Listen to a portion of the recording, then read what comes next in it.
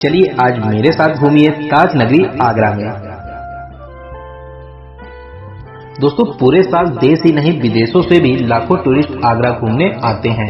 यहाँ पर 7 अजूबों में से एक बेहद खूबसूरत ताजमहल स्थित है। साथ ही साथ बहुत ही फेमस किले, पार्क, मंदिर और यहाँ की संस्कृति सभी को अपनी ओर आकर्षित करती है। तो चलिए फिर एकदम शुरू से शुरू करते हैं और जानते हैं कि आप आगरा तक कैसे पहुँचेंगे। सबसे पहले बात करते हैं ट्रेन की। आगरा में 2 वेल कनेक्टेड रेलवे स्टेशन बने हुए हैं, आगरा कैंट और Agra fort railway station.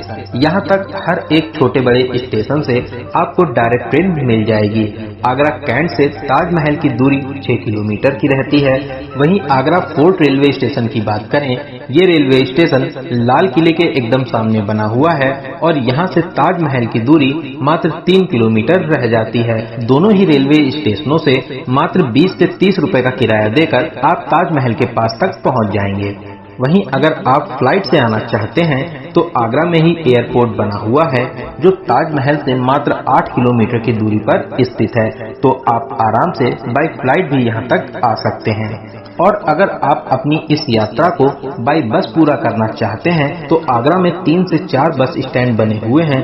बिजलीघर bus stand, राजा मंडी बस स्टैंड, ईदगाह बस स्टैंड और भी बहुत से बस स्टैंड यहाँ पर बने हुए हैं। आसपास के राज्यों से यहाँ तक डायरेक्ट बस आपको मिल जाएगी। वहीं अगर आप अपनी खुद की कार से यहाँ तक आना चाहते हैं तो यहाँ तक आने का ये भी एक अच्छा साधन रहता है। आगरा बहुत से हाईवे से वेल कनेक्टेड है तो आप आराम से अपनी कार से भी यहाँ तक आ सकते हैं। सभी टूरिस्ट प्लेस के पास में आपको पार्किंग फैसिलिटीज मिल जाती है तो कार पार्क करने की भी आपको कोई प्रॉब्लम नहीं होगी। तो सबसे पहले जान लेते हैं कि आपको आगरा का कितने दिनों का टूर प्लान बनाना चाहिए। दोस्तों अगर आप सिर्फ आगरा के मेन प्लेसेस को ही कवर करना चाहते हैं तो आप एक दिन में बहुत ही आराम से सभी प्लेसेस को कवर कर लेंगे। अगर आपकी ट्रेन सुबह 7 से 8 बजे तक आ जाती है तो आप पूरे दिन घूमने के बाद में शाम को अपने शहर के लिए वापसी कर सकते हैं। वहीं अगर आप फतेहपुर सीकरी भी घूमने जाना चाहते हैं जो आगरा से 40 किलोमीटर की दूरी पर स्थित है, इसके लिए आपको 2 डेज और 1 नाइट का टूर प्लान करना चाहिए जिससे आप बहुत ही आराम से सभी प्लेसेस को कवर कर लेंगे। तो अब हम लोग बात करते हैं कि आपको होटल कहां पर लेना चाहिए। दोस्तों अगर आप आगरा कैंट या आगरा फोर्ट रेलवे स्टेशन के 1 किलोमीटर की रेंज में होटल लेते हैं तो यहाँ पर आपको होटल 500 रुपए से स्टार्ट हो जाते हैं। वहीं 800 से 1000 के रेंज में बहुत ही अच्छा रूम आपको मिल जाएगा। वहीं अगर आप ताजमहल के 1 किलोमीटर की रेंज में होटल लेते हैं तो आपको होटल थोड़े से कॉस्टली मिलेंगे। 1000 से इनकी स्टार्टिंग हो जाती है जो 1500 से 2000 में आपको ठीक ठाक रूम मिल जाएगा। और अगर आप चाहें तो बस स्टैंड के आसपास भी रूम ले सकते हैं, यहाँ पर भी आपको बजट होटल मिल जाएंगे। तो चलिए अब जानते हैं आगरा घूमने का सबसे अच्छा और सही तरीका क्या रहता है। अगर आप फतेहपुर सीकरी घूमने जाना चाहते हैं तो पहले दिन आप फतेहपुर सीकरी घूमने चले जाइए। रेलवे स्टेशन के बाहर से ही आपको ऑटो और टैक्सी मिल जाती हैं। आप इन्हें बुक करके आराम से जा सकते हैं। टैक्सी वाले 1500 से 2000 रुपए का चार्ज करते हैं। पूरा दिन घुमाने के बाद में आप जहां कहेंगे वहां पर ड्रॉप कर देते हैं। वहीं ऑटो आपको 600 से 700 रुपए में मिल जाएगा। रेट तो बहुत हाई बताते हैं लेकिन 600 से 700 के बजट में बहुत ही आराम से मान जाते हैं। तो चलिए अब हम लोग पहुंच चुके हैं फतेहपुर सीकरी। दोस्तों ऑटो और टैक्सी वाले आपको पार्किंग स्टैंड पर ड्रॉप कर देते हैं। यहाँ से किले की दूरी लगभग 2 किलोमीटर की रहती है जो चढ़ाई करके आपको जाना रहता है। अगर आप पैदल जाना चाहते हैं तो पैदल चले जाइए या यहाँ पर बसेस भी चलती हैं जिनमें आने जाने का 30 रुपए का चार्ज लेते हैं। बस आपको हर 10 मिनट में मिल जाएगी। जाने के बाद में आप किसी भी बस से आराम से वापसी कर सकते हैं। बस आपको टिकट अपना संभाल कर रखना रहता है। तो अब हम लोग बस की हेल्प से पहुंच चुके हैं किले के पास में। दोस्तों यहाँ पर विश्वविख्यात बुलंद दरवाजा स्थित है जिसकी भव्यता देखकर आप दंग रह जाएंगे। यहाँ पर शेख सलीम चिश्ती जी की दरगाह भी बनी हुई है। आप यहाँ पर दुआ मांग सकते हैं। यहाँ पर घूमने के बाद में अब हम लोग चलेंगे किले में घूमने के लिए। दोस्तों किले में आपको 50 रुपए का एंट्री टिकट लगता है। अगर आपके पास में बैग या खाने का कुछ सामान है तो आप क्लॉक रूम में फ्री ऑफ कॉस्ट में जमा कर सकते हैं। टिकट लेने के बाद में किले में एंट्री करेंगे। सबसे पहले हम लोग चलेंगे जोधाबाई महल देखने के लिए। महल में एंट्री करने पर आप बड़े से प्रांगण में आ जाएंगे। सामने आप जो प्लेस देख रहे हैं, यहीं पर जोधाबाई सभी देवी देवताओं की पूजा किया करती थी। अगर आप यहाँ पर गाइड करना चाहते हैं तो आप गाइड भी कर सकते हैं। गाइड करने पर आपको कुछ इंटरेस्टिंग बातें भी जानने को मिलेंगी।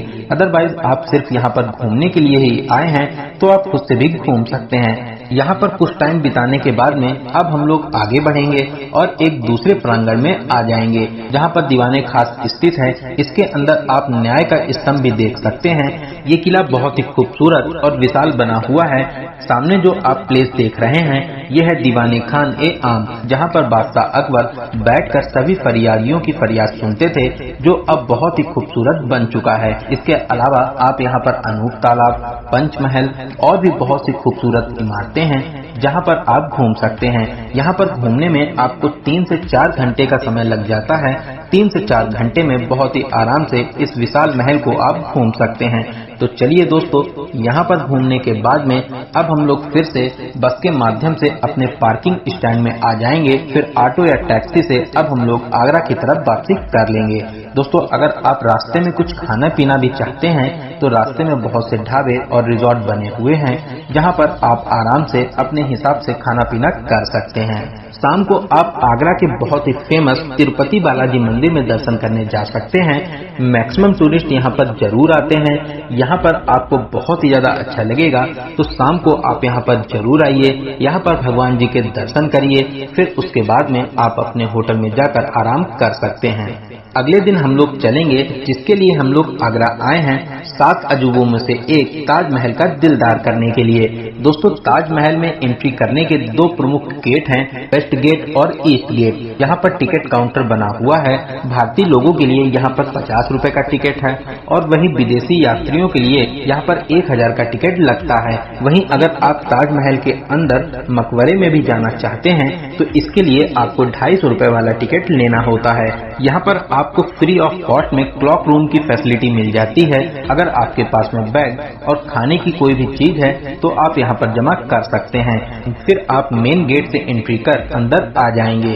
सामने लाल पत्थर से पूरा प्रांगण बना हुआ है जो बहुत ही ज्यादा खूबसूरत लगता है। यहाँ पर हजारों विदेशी यात्री आपको देखने को मिल जाएंगे। दोस्तों, सामने जो आप विशाल दरवाजा देख रहे हैं, इसी दरवाजे को पार कर हम लोग ताजमहल का दीदार करेंगे। बाहर से एकदम छोटा सा ताजमहल दिखता है। जैसे जैसे आप आगे बढ़ते हैं, ताजमहल का स्वरूप और भी विशाल और खूबसूरत दिखाई देने लगता है। ये दृश्य आपका दिल जीत लेगा। तो सामने आप देख रहे हैं 7 अजूबों में से एक बेहद खूबसूरत, शानदार और भव्य ताजमहल। इसकी खूबसूरती देखकर इससे नजरें हटाने का मन नहीं करेगा। हरे भरे वातावरण में इसकी खूबसूरती में और 4 चांद लग जाते हैं। इसीलिए 7 समुंदर पार से भी लोग इसकी खूबसूरती को देखने के लिए चले आते हैं। दोस्तों, आप यहाँ पर अपनी प्यारी प्यारी फोटोशूट जरूर कराइए। साथ ही साथ यहाँ पर कुछ समय बैठकर आप ताज का दीदार जरूर करिए।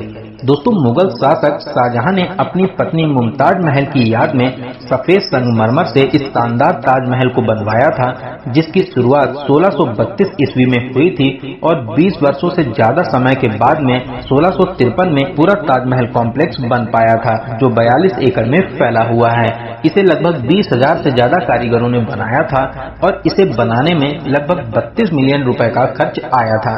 उस समय ये राशि बहुत ही ज्यादा हुआ करती थी। 1983 ईस्वी में इस खूबसूरत और शानदार ताजमहल को यूनेस्को द्वारा विश्व विरासत स्थल में शामिल किया गया था। दोस्तों, ताजमहल के अंदर मकबरे में यहाँ पर शाहजहां और मुमताज महल की कब्र बनी हुई है। ऐसा कहा जाता है यमुना नदी के उस पार शाहजहां खुद के लिए काला ताजमहल बनवाना चाहते थे और नदी के ऊपर आने जाने के लिए चांदी का पुल बनवाना चाहते थे। लेकिन जब ये बात उनके बेटे औरंगजेब को पता चली तो औरंगजेब ने शाहजहां को बंदी बनवा लिया और फिर उनकी मौत के बाद में इसी ताजमहल में मुमताज महल की कब्र के पास में उनकी भी कब्र बनवा दी गई। दोस्तों, ये प्यारा सा ताजमहल किसी के लिए प्यार की निशानी है तो किसी के लिए एक टूरिस्ट प्लेस। तो आप भी यहाँ पर घूमने जरूर आइए। आपको इसका दीदार कर बहुत ही ज्यादा अच्छा लगेगा। यहाँ पर 3 से 4 घंटे घूमने के बाद में अब हम लोग चलेंगे अपने अगले प्लेस आगरा का फेमस लाल किला देखने के लिए।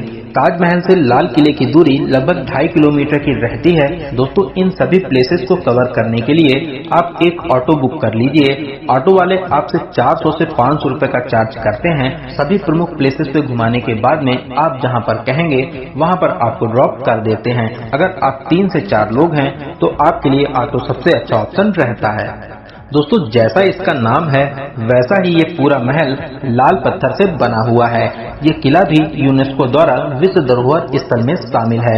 लगभग सभी प्रमुख मुगल शासक हुमायूं, अकबर, जहांगीर, शाहजहां और औरंगजेब यहाँ पर रहा करते थे। इस किले को चारों ओर से गहरी खाई से घेरा गया है। यहाँ पर घूमने के लिए आपको 50 रुपए का टिकट लेना रहता है। अगर आपके पास में कोई सामान है तो आप क्लॉक रूम में फ्री ऑफ कॉस्ट में अपना सामान भी जमा कर सकते हैं। दोस्तों मुख्य द्वार से अंदर आने पर सामने ही आपको विशाल गलियारा दिख जाएगा, जिसको पार कर आप मुख्य प्रांगण में आ जाएंगे, जहां पर दीवाने आम बना हुआ है। यहां पर शहंशाह आम जनता की फरियादें सुनते थे। यहां पर घूमने के बाद में अब हम लोग आगे बढ़ेंगे और अब हम लोग आ जाएंगे अगले प्रांगण में। इस प्रांगण का नाम है अंगूरी बाग। ऐसे तो ये किला पूरे लाल पत्थर से बना हुआ है, लेकिन ये अंगूरी बाग सफेद संगमरमर से बना हुआ है। यहाँ से आप ताजमहल भी देख सकते हैं। यहाँ से ताजमहल देखने पर आपको बहुत ही ज्यादा सुकून मिलेगा। तो अगर आप चाहें यहाँ पर कुछ देर बैठकर बहुत ही खूबसूरत नज़ारों को देख सकते हैं। उसके बाद में आप सीढ़ियों से ऊपर छत पर आ जाइए। यमुना नदी का विशाल फैलावा ताजमहल और आगरा की खूबसूरती को बहुत ही अच्छे तरीके से निहार सकते हैं। दोस्तों इस लाल किले में बहुत से प्रांगण बने हुए हैं, जहाँ पर छोटे बड़े बहुत से महल भी बने हैं।